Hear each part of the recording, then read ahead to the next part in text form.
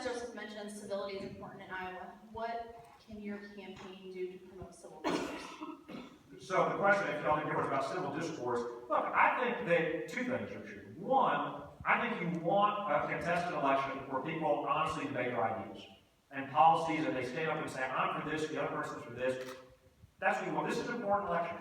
And these aren't just incremental differences. These are real differences between the two parties, and even within the parties, and we should have an honest and robust debate, because our future of the country is what's at stake. At the same time, secondly, I think you can do that without juvenile name calling. I think you can do that without demeaning people. I think you can do that by talking specifically about what you would do. You know, I'm proud of the fact that on the Republican side, for example, I was the first by far to put up an alternative to Obamacare.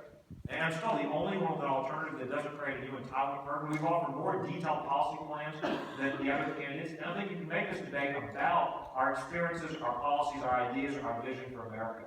Not only, I think, is that what our country needs, by the way, I also think that's the only way anybody's going to win. I think voters are looking for somebody who doesn't just tell them what's wrong with the country, but more importantly, how do we get to where we need to be? And here's my message. You know, during this debate we had in Colorado, it was on a campus.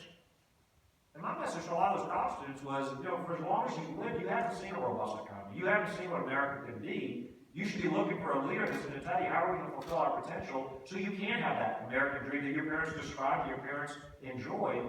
So I think that the best way to promote civil discourse is let's have the candidates focus on what they're going to do. You know, let's make them tell us what have they done in their careers to prove they can do it, and what are they going to do if we put them in that job in D.C. That's why I started off with my comments about the debate moderators.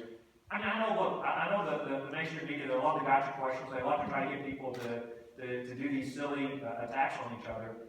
What do we as voters learn from that? Instead, why don't we use our limited time to say, look, we all have different tax ideas. Tell us about your plans, why you think your view is better. You all have different views on health care. Let's talk about that. This was supposed to be an economy debate. Why are we talking about our trade deficit? Why are we talking about energy? Why are we didn't talk about so many of those issues. So I think the best way to promote civil discourse is let's focus on the issues of the substance, not on the name calling.